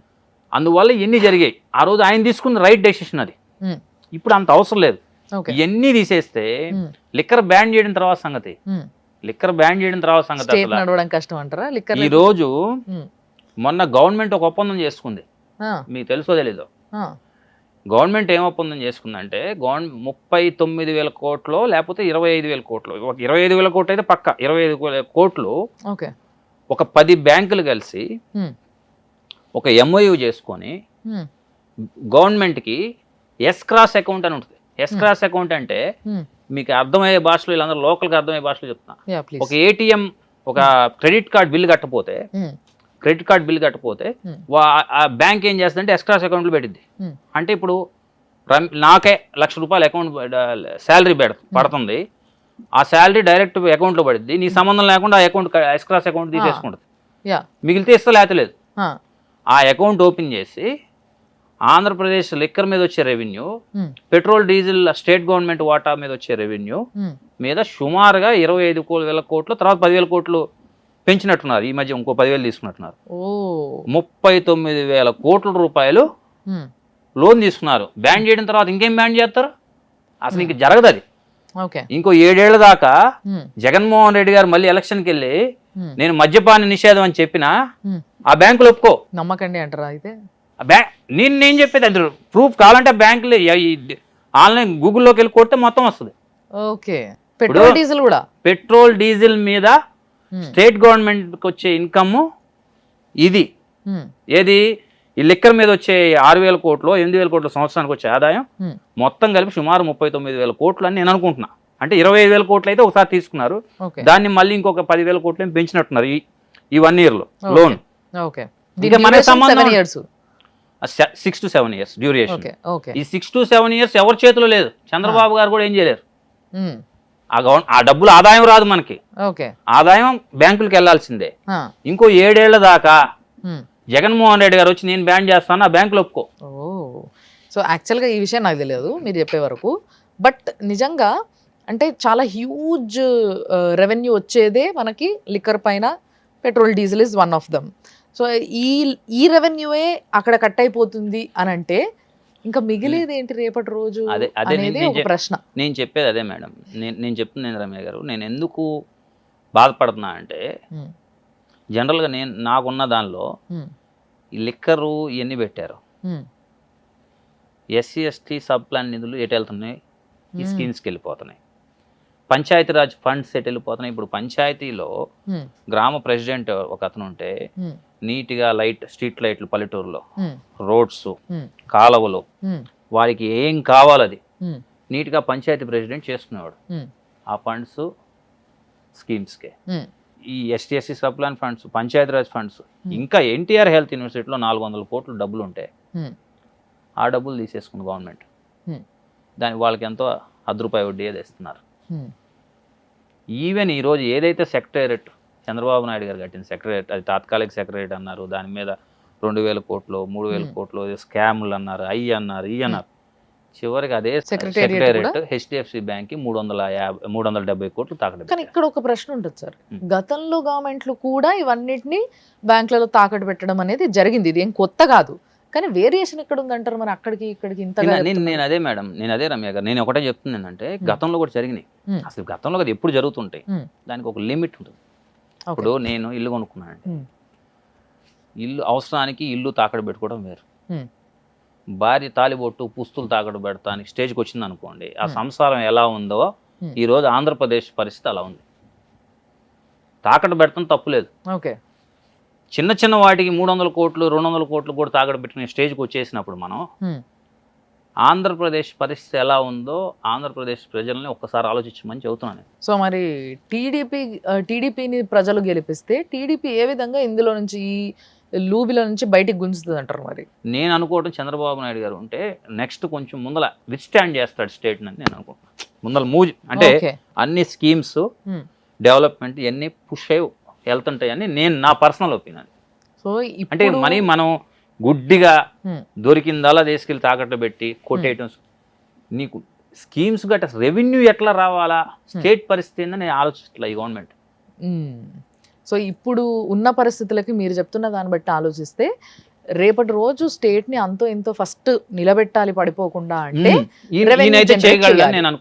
రెవెన్యూ జనరేట్ చేయాలంటే ఇండస్ట్రీస్ తీసుకొచ్చుకోవాలి, పని కల్పించాలి.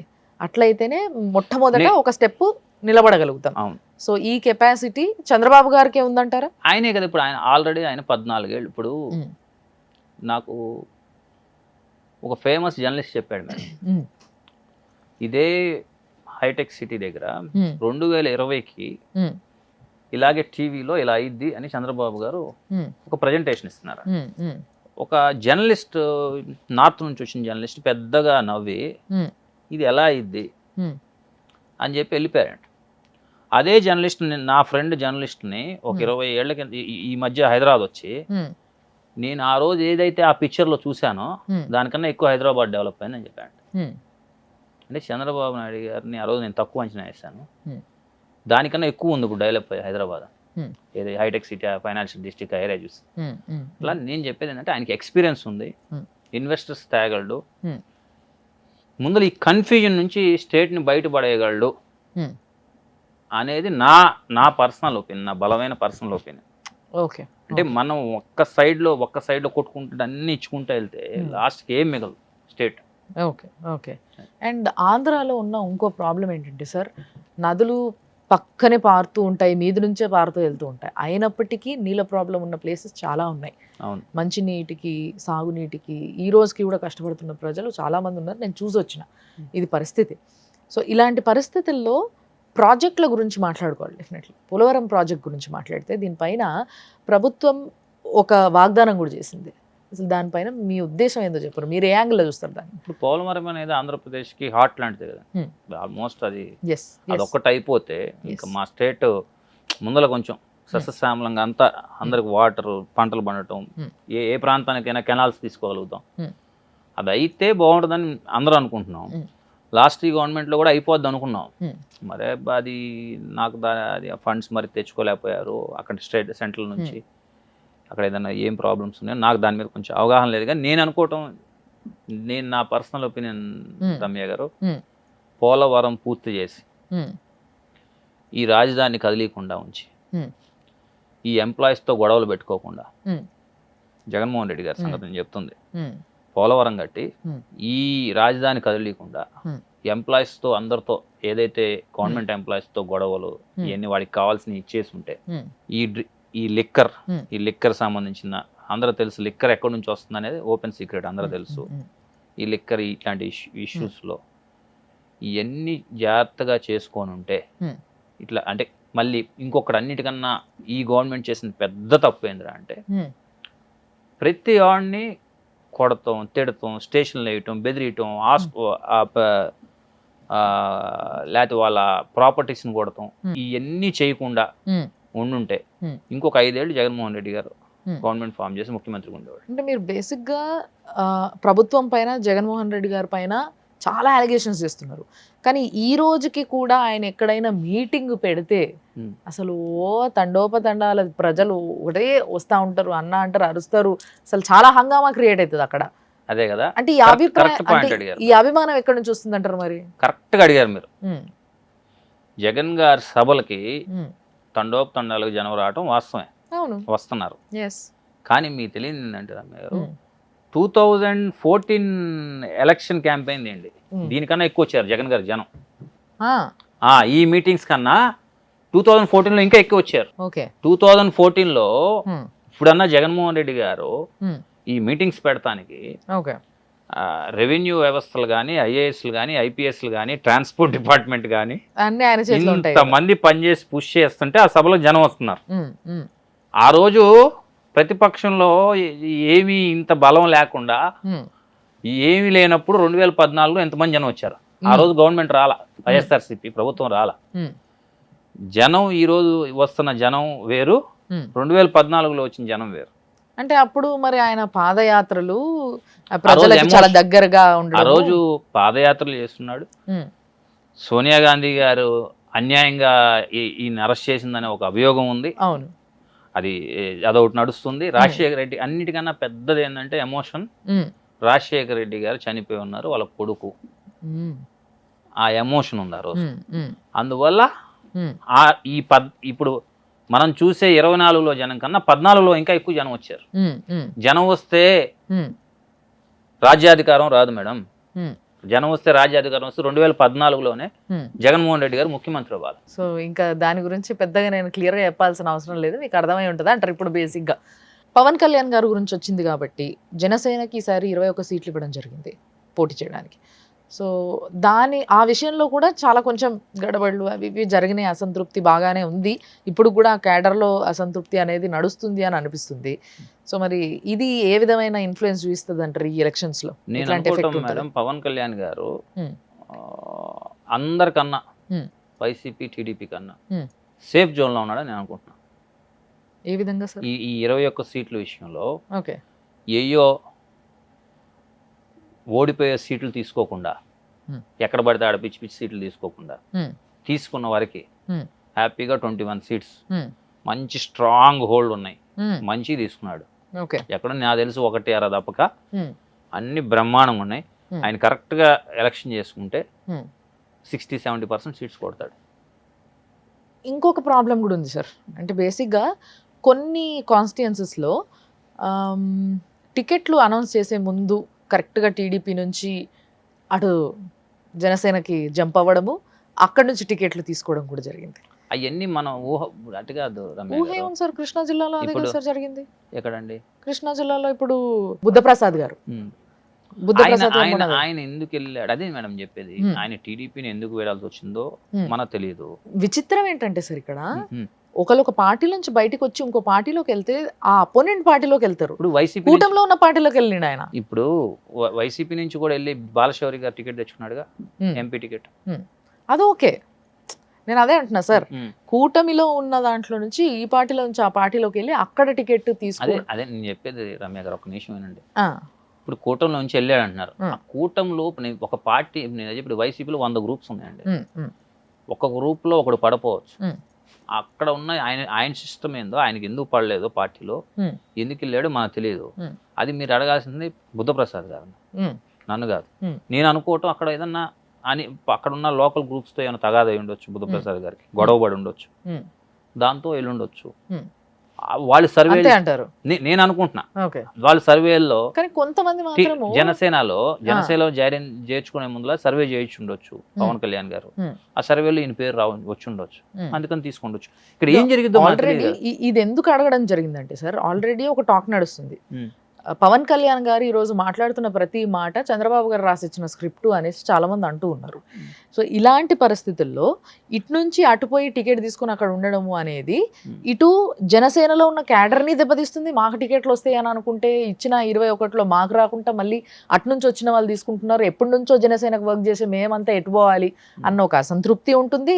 దానివల్ల క్యాడర్ సపోర్ట్ చేయదు. And at the same time ఇటు చంద్రబాబు గారు ఆయనే వాళ్ళల్లో ఉన్న, ఇప్పుడు మీరు అన్నారు ఒక సీటు కోసం 10 మంది పోటీ పడుతున్నారు, వాళ్ళందరినీ సాటిస్ఫై చేయడానికి ఈయనతో మాట్లాడుకొని పవన్ కళ్యాణ్ గారితో మాట్లాడుకొని ఇటు నుంచి అటు కొంతమందిని పంపించి అంత మనదే కూటమి ఇచ్చల్లో నీకు టికెట్ అక్కడి నుంచి వస్తుంది. అట్లా ఎవరు ఇప్పుడు బుద్ధప్రసాద్ గారు చెప్పారు, నాకు తెలిసి ఇంకా ఎవరు లేరు పెద్దగా. ఇద్దరు లీడర్ది అదే పరిస్థితి. సో ఇట్లాంటివి జరగడానికి కారణాలు ఏంటి అనేది నేను అనుకోవటం, మీరు ఇందాక ఒక మాట చెప్పారు, పవన్ కళ్యాణ్ గారు ఎవరో స్క్రిప్ట్ చదువుతాడని. పవన్ కళ్యాణ్ గారు అనుకుందే చేస్తాడు, ఎవరు మాట వినడు, ఆయన ఏది చేయాలనుకున్నాడు చేస్తాడనే ఉంది. ఇప్పుడు పరిస్థితులు వేరు కదా సార్. ఎందుకు ఎప్పుడేం పరిస్థితులు మారదండి, కూటమిలో పరిస్థితులు మారుతాయి, ఒకరు వినాల్సి వస్తుంది, ఒకరు తగ్గాల్సి వస్తుంది. ఇప్పుడు అట్లా ఏమైనా జనరల్ గా మాటల్లో ఇప్పుడు ఒక ముగ్గురు కలిసి వెళ్తున్నప్పుడు జనరల్ గా ఏదైనా మీటింగ్స్ లో వాటిలో ఏదైనా తగ్గాలి అట్లా ఉంటుంది. కానీ నాకు తెలిసి ఈసారి పవన్ కళ్యాణ్ ఓట్ బ్యాంక్ ఏదైతే ఉందో ఆ ఓట్ బ్యాంక్ ఈసారి పవన్ కళ్యాణ్ 100% సపోర్ట్ చేస్తారండి. ఓకే, సో తప్పకుండా పవన్ కళ్యాణ్ గారు 21 సీట్లు గెలుస్తారంటారా? 21 నేను చెప్పను, కానీ మేజర్ అంటే ఆయన స్మార్ట్ గా అయితే టికెట్లు తీసుకున్నాడు అని అంటే తెలివిగా ఆలోచించాడు ఈసారి పవన్ కళ్యాణ్ గారు. ఎక్కడ పడితే అక్కడ ఏ పడితే అవి ఓడిపోయే సీట్లు తీసుకోకుండా పక్కాగా గెలిచాయి, పక్కాగా స్ట్రాంగ్ గా ఉన్న టికెట్లు తెలివిగా పవన్ కళ్యాణ్ గారు ఈసారి టికెట్లు తీసుకున్నారు. నా పర్సనల్ పక్కా నాకు కొన్ని అంటే నేను ఎన్ని ఏంటంటే ఒకటి చెప్పిన కాడి నుంచి వేరే వాళ్ళకి మనం శత్రువులు అయిపోతాం. పవన్ కళ్యాణ్ గారు పక్కా గెలుస్తున్నాడు. ఈ మాట ఇన్నిసార్లు అంటున్నారు కాబట్టి అడుగుతా సార్, ఆయన పక్కాగా గెలిచే సీట్లు తీసుకున్నారు అనేసి మీరు ఇప్పుడు 3 సార్లు అన్నారు. అంటే దానికి ఉద్దేశం జనసేనకి అక్కడ క్యాడర్ బాగుంది, ప్రజలలో జనసేన పార్టీ బాగా రీచ్ ఉంది, జనసేన గెలిచే అవకాశం ఉందనా, లేకపోతే కూటమిలో ఉన్న టీడీపీకి అభిమానులు ఎక్కువ మంది ఉన్నారనా? అంటే నేను చెప్పేది జనసేన ఓట్ బ్యాంకు ఎక్కువ ఉంది, జనసేనలో ఆ ప్రాంతంలో ఎక్కువ ఓట్ బ్యాంక్ ఉన్న ఆ కమ్యూనిటీ టీడీపీ ఓట్ బ్యాంక్, ఈ రెండు బేరీజ్ చేసి సెలెక్ట్ చేసుకున్నాడు అనేది నా ఉద్దేశం. తెలివిగా. మీరు బాగా తెలివిగా చెప్తున్నారు సార్ దీనికి ఆన్సర్. అంటే నేను అడిగిన దానికి మీ ఆన్సర్ చాలా గొప్పగా ఉంది అసలు నిజంగా. సరే కాదు మేడం చెప్పింది మీరు, నేను తెలివిగా ఏం చెప్పట్లా. ఇప్పుడు నేను చెప్పేది స్మార్ట్ గా తీసుకున్నాను అదే అంది.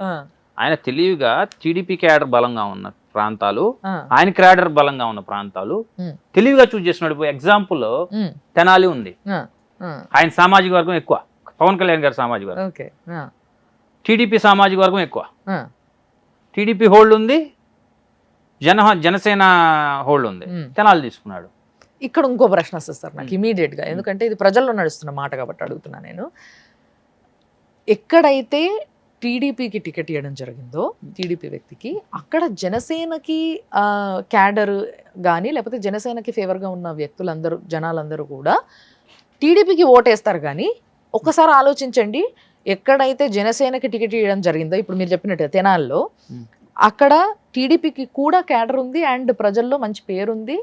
సో కంపల్సరీ టీడీపీని గెలిపియాలనుకునేటోళ్ళు జనసేనకి ఓటు వేస్తారా? ముఖ్యంగా క్యాడర్ గురించి వేస్తారా? నేను అనుకోవటం ఈసారి ఈ పార్టీలన్నీ ఇవన్నీ ఏం చూడవు. ముందర మనం గవర్నమెంట్ రావాలా, వస్తేనే స్టేట్ సర్వే అయ్యిద్ది, అందరు సెట్ అవుతారు అనే దాని మీద ఈసారి ఎలక్షన్ జరిగింది. ఒకటి మేడం, మీరు అడిగిన point, TDP vote bank Janasena transfer అవ్వదని అంటున్నారు. ఎవరికి వేస్తాడు? వైసీపీకి వేస్తాడా? ఇంకేమున్నాయి పార్టీలో? కన్ఫ్యూజన్ లో చెప్పలేం కదా. కానీ అసలు జరగదు అది. వైసీపీ ఇప్పుడు ఇప్పుడు ఆల్రెడీ చూస్తున్నాం కదా వైసీపీ చాలా మంది నన్ను చాలా మంది అడిగారు, ఈస్ట్ వెస్ట్ జిల్లాలో కాపులు కొంతమంది యాంటీగా ఉన్నారు, అక్కడక్కడ ఆ అసమ్మతి సగనపడుతుంది. సరే, అసమ్మతి సగనపడుతుంది. పవన్ కళ్యాణ్ గారు, నాగబాబు గారు ఎవరో మాట్లాడుతున్నారు. సరే, రేపు టీడీపీకి వేయరు, జనసేన వైసీపీకి ఎందుకు వేస్తారు? వేయరు. ఆల్రెడీ ఇప్పుడు ప్రభుత్వంలో ఉంది కాబట్టి, అంటే స్టేట్ గవర్నమెంట్ లో ఉంది కాబట్టి మహా మార్పు ఏముంటది, ఇదే ఉంటది, సరే వేసేద్దాం అంతే కదా సార్. వైసీపీకి అక్కడ మీరు ఇందాకే చెప్పారు, నేను ఎన్ని లాంగ్ ఆంధ్రప్రదేశ్ పీపుల్ చాలా స్మార్ట్ ఫెలోస్ అండి.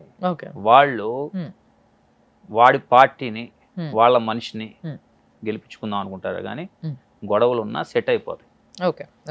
వైసీపీకి అయితే ఏరు, టీడీపీ వాడు, జనసేన వాడు ఎక్కడే ఉంటాయి. మీరు అన్నారు చూస్తారా, అసమ్మతి ఎవరైతే టికెట్ రాలేదో వాళ్ళ గ్రూప్ వాళ్ళ రేటింగ్ కాదు. ఇప్పుడు నేను ఇప్పుడు గుంటూరు ఈస్ట్ కాన్స్టిట్యున్సీలో నేను బయటకు వచ్చినానండి. బయటకు వచ్చిందని చెప్పి వైసీపీ క్యాడర్ అంతా రాలేదు నాతో. నా బంధువులో, నా స్నేహితులు, నా క్యాడరు ఒక 2000 మందో, 3000 మందో, 5000 మందో, ఇంకొంచెం పెద్ద స్థాయి లీడర్లు, బొత్స గారు లాంటి వాళ్ళు, కన్నా లక్ష్మీనారాయణ గారు లాంటి వాళ్ళు, గంటా గారు లాంటి వాళ్ళు, వీళ్ళకి ఏంటంటే కొన్ని 10,000, 15,000 సొంత ఓట్ బ్యాంక్ ఉంటుంది. అట్లేదన్నా మారుతుంది, కానీ ఒక వ్యక్తి బయటకు వెళ్తే పార్టీ ఓట్ ఏం చేంజ్ కాదు. ఓకే, సో కూటమిలో ఉన్న ఈ 3 పార్టీలు అంటే కూటమి గెలిస్తే రేపు ఆంధ్రప్రదేశ్ ఏ విధంగా మారబోతుంది అని అడిగితే మీరు ఏం చెప్తారు? అది ఇది నేను గవర్నమెంట్ వచ్చిన తర్వాత కొంత జరిగిన తర్వాత చెప్పగలను. ఇదంతా ఊహాజనితంగా మనం ఏం ఆన్సర్ చేయలేం కదా మేడం. నేను అనుకుంటాం, నేను అక్కడ ప్రాంతవాసిగా, రాజధాని ప్రాంతవాసిగా, ఆంధ్రప్రదేశ్ ఈ కూటమితో డెవలప్ అయ్యి బాగుండాలని అనుకుంటాను. నేను మంచిగా ఇన్ఫ్రాస్ట్రక్చర్ డెవలప్ చేసి, పిల్లలకి ఉద్యోగాలు ఇచ్చి, కొంచెం స్టేట్ ఇండస్ట్రీస్ తెచ్చుకొని, అట్లాగే వెల్ఫేర్ కూడా నిజంగానే 100% పేదవాడికి చేయాలి. పేదవాడు చేస్తూనే అన్ని జాగ్రత్తగా రన్ చేసుకొని వెళ్ళటం. ఎవరు వచ్చినా స్టేట్ని డెవలప్ చేసుకోవాలా. నేను ఎస్పెషల్లీ నేను చెప్పేది ఏందిరా అంటే, సోషల్ మీడియాలో కూడా చాలా మంది, ఇందాక నేను చూసే చాలా సోషల్ మీడియాలో కూడా అన్ని పార్టీలు ఇప్పుడు సెంట్రల్ బ్యూరో ఇన్వెస్టిగేషన్ అని చెప్పి ఒకటి వదిలేరు, ఇన్ని సీట్స్ వస్తున్నాయి. సెంట్రల్ బ్యూరో ఇన్వెస్టిగేషన్ వాడు వైసీపీకి 120 సీట్లు వస్తున్నాయని చెప్పింది. అది చెప్పి అసలు ఆ రిపోర్ట్ బయటకు వస్తే వదిలినోడిని వాళ్ళు వదులుతారా? జనాలు కమెంట్ చేయమంటారా? చెప్పండి, నన్ను కమెంట్ చేయమనకండి. వాళ్ళు వదులుతారా? ఎంత సిల్లీగా ఉన్నారు జనం అంటే, ఏదో ఒక ఫేక్ దాన్ని తిప్పుతున్నారు. ఇంకోటి కూడా చెప్తాను, పురంధేశ్వరి గారు అసలు ఆమె ఏం మాట్లాడపోయినా ఒక ముస్లిం మైనార్టీస్కి 4% రిజర్వేషన్ రద్దు చేస్తానంది పురంధేశ్వరి గారు, బీజేపీ ఈ కూటమి వస్తా అని ఒక ఫేక్ తిప్పుతున్నారు. అది జరిగేదేనా? ఒకసారి ఒక రిజర్వేషన్ ఒక పిల్లలకు ఒక కమ్యూనిటీకి వచ్చాక అది మార్చడం జరిగింది. అసలు విన్నాం ఎక్కడైనా భారతదేశంలో మనం? అంటే ఈ సోషల్ మీడియా అనేది ఈ ప్రాంతాల మధ్యన, జనాల మధ్యన, కులాల మధ్యన, మతాల మధ్యన విద్వేషం లేసి ఒకళ్ళొకళ్ళు కొట్టుకునేలా చేస్తారు. అంటే వీళ్ళందరూ అసలు ముందర కొంచెం చదువుకున్న వాళ్ళు ఎవరైనా ఆలోచించాలి. ఒకటి చేస్తున్నప్పుడు అరే జరిగిద్దా జరగదా, చదువుకున్నవాడు కూడా ఏమని అరే ఇది జరుగుతుందనే ఫీలింగ్ తెస్తే వచ్చేస్తున్నారు. సో ఫైనల్గా మీ గురించి అడగాలనిపిస్తుంది సార్ నాకు. మీ గురించి, మీ పరిస్థితి ఏంటంటే, ఇప్పుడు మీరు ఫస్ట్ ఆఫ్ ఆల్ గుంటూరులో టీడీపీ నాయకులకి మీరు సపోర్ట్ చేయబోతున్నారా? ఏ విధంగా సపోర్ట్ చేస్తారు? ఫస్ట్లీ నాది ఇప్పుడు నేనున్న కాన్స్టిట్యున్సీ ఈస్ట్ కాన్స్టిట్యున్సీ రమ్య గారు. ఎస్, నా ఫ్యామిలీ మెంబర్సే నాకు 400 ఓట్లు ఉంటాయి. నా ఎంప్లాయీస్ ఒక 700 మంది ఉన్నారు. నేను చదువుకుంది అక్కడ ముస్లిం స్కూల్లో. నా స్నేహితులు నేను పేరు పెట్టి పిలిచేవాళ్ళు ఒక 500-600 మంది ఉంటారు. ప్రతి లైన్లో నా స్కూల్ పిల్లడు ఉన్నాడు. నేను ఇంకోటి నాకు ఎస్పెషల్లీ నాకున్న అదృష్టం ఏంటంటే, నేను వైసీపీలో ఉన్నప్పుడు కూడా టీడీపీ వాళ్ళకి పనిచేశాను, జనసేన వాళ్ళకి పనిచేశాను, అందరూ పనిచేశాను. అంటే ఇప్పుడు ఏదైనా వచ్చారు, వాళ్ళకి ఏదైనా ఇబ్బంది లేకపోతే ఏదైనా ఉద్యోగం కావాలా, చెప్పండి సార్. మరి మీరు వైసీపీలో ఉంటూ టీడీపీకి పనిచేసిన అంటే నేను ఏందో అనుకున్నా. అంటే నేను చెప్పేది, వాడికి ఏదైనా సమస్య ఉంది, సమస్య ఉన్నప్పుడు అది నిజంగా మనకి అది నిజం అనిపించినప్పుడు టీడీపీ అయితే మనకేంటండి తప్పే ఉంది. అబ్సల్యూట్లీ. ఇప్పుడు మనిషి అది మనతో పాటు కలిసి పెరిగారు అందరూ, ఒక ప్రాంతంలో కలిసి పెరిగాం మేమంతా. నేను 100% నేను పని చేశానని చెప్పడానికి 20 ఏళ్ళ నుంచి నేను ఎంత పని చేశానని చెప్పడానికి 20 ఏళ్ళ నుంచి టీడీపీ లేదు ఈ గుంటూరు ఈస్ట్లో. రేపు 20 ఏళ్ల తర్వాత గుంటూరు ఈస్ట్లో టీడీపీ జెండా ఎగిరిద్దని నేను అనుకుంటున్నా. నా పని అనేది గుంటూరు ఈస్ట్లో 20 ఏళ్ల తర్వాత టీడీపీ ఎమ్మెల్యేని గెలిపించి అప్పుడు మళ్ళీ నేను ఏం పని చేశాను అనేది అప్పుడు జనాలు చెప్తారు. నేను పార్టీకి పని చేయాలా. ఈస్ట్లో ఈసారి భరత్ రెడ్డి వచ్చాకే అక్కడ టీడీపీ గెలిచింది అన్న పేరు తెచ్చుకోవాలా. నాకు మా ఎంపీ పెమసాని చంద్రశేఖర్ గారు బ్రహ్మాండంగా సపోర్ట్ చేస్తున్నాడు. నేనే అనుకుంటాం నేను ఈసారి 20 ఏళ్ల తర్వాత చరిత్ర తిరగ రాస్తున్నాను అనుకుంటున్నా. లోకల్ అభ్యర్థి నసీర్ అహ్మద్ నేను కాన్ఫిడెంట్ నేను పని చేస్తానని అని చెప్తున్నాను. కాన్ఫిడెంట్ కన్నా నేను చేయగల నా స్కిల్స్ నాకు ఉన్నాయి. నేను ఎవరిని అబద్ధం చెప్పలేను. నేను చేస్తానని చెప్తాను. గుంటూరు ఈస్ట్ ప్రజలు ఎవరైతే ఉన్నారో నేను 4వ జనరేషన్ ఆడ అందరు నన్ను అబ్జర్వ్ చేస్తున్నారు. నేనేందో ఏం చేస్తానో ఏదైనా అంటే నిలబడతానో లేదా అందరికన్నా వాళ్ళకి ఎక్కువ తెలుసు. ఈసారి నసీర్ అహ్మద్ ఈస్ట్ నుంచి నసీర్ అహ్మద్ని నా ఫ్రెండే అతను. ఇప్పుడు ఎమ్మెల్యే అభ్యర్థి నేను క్లోజ్ ఫ్రెండ్స్ చిన్నప్పుడు. అంటే మేము ఒక ప్రాంతంలో కాబట్టి వైసీపీ వాళ్ళు కూడా తెలిసిన వాళ్ళు ఉంటారు, టీడీపీ అన్నింటిలో ఉంటారు ఫ్రెండ్స్. అతన్ని ఆ నసీర్ అహ్మద్ని ఎవరైతే ఎమ్మెల్యే ఉన్నారో అతన్ని అభ్యర్థి ఉన్నాడో ఆయన్ని గెలిపించి నేను ఏం చేశాననేది టీడీపీ చెప్దాం అనుకుంటున్నాను నేను.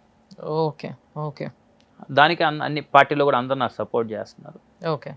చూద్దాం ఏం జరిగింది అనేది. గాడ్ గ్రేస్, దేవుడి దయ. నేనైతే హానెస్ట్గా పనిచేస్తున్నా. అక్కడ పీపుల్ భరత్ అనేవాడు ఒక మాట చెప్తే వాడు వెనక్కి తీసుకోడు, వీడి వైపు నిలబడొచ్చు అనేది గుంటూరు ఈస్ట్ ప్రాంతంలో 100% ఉందనేది నేను భావిస్తున్నాను. Okay sir, so wonderful talking to you. నిజంగా చాలా విషయాల్ని చాలా నీట్గా ఎక్కడ తడుముకోకుండా చాలా ఫుల్ ఫ్లెడ్జ్గా మాకు కావాల్సిన ఇన్ఫర్మేషన్ అంటే ముఖ్యంగా నేను ఫస్ట్లో చెప్పిన ఏదైతే ఇంట్రో ఉందో దాన్ని సార్థకం చేశారు, మీరు కరెక్ట్ చేసిండ్రు. Okay, so yeah, thank you so much sir. చాలా బాగా మాట్లాడిండ్రు, చాలా మంచి టైం ఇచ్చారు మాకు. Thanks a lot and all the best. మీరు చేస్తున్న వర్క్, మీరు సాధించాలనుకుంటున్న క్రెడిట్ ఏదైతే ఉందో ఈస్ట్ గుంటూరులో అది తప్పకుండా మీరు సాధించాలని నేను కూడా మనస్ఫూర్తి కోరుకుంటున్నా. And all the best. Thank you. So చూసారుగా ముచ్చట, బాగుందా అదన్నట్టు. సో కొన్నిసార్లు కొన్ని ఇంటర్వ్యూస్ నిజంగా చాలామంది ప్రజలు చూడాల్సిన ఇంటర్వ్యూస్ ఉంటాయి, వాళ్ళకి చాలా ఇన్ఫర్మేషన్ వస్తుంది. సో అలాంటి ఇంటర్వ్యూనే ఇది కూడా. ఇలాంటివి ఇంకెన్నో ఇంటర్వ్యూస్ మేము చేస్తూ ఉంటాం కాబట్టి మీరు చూస్తూనే ఉండండి సుమన్ టీవీ.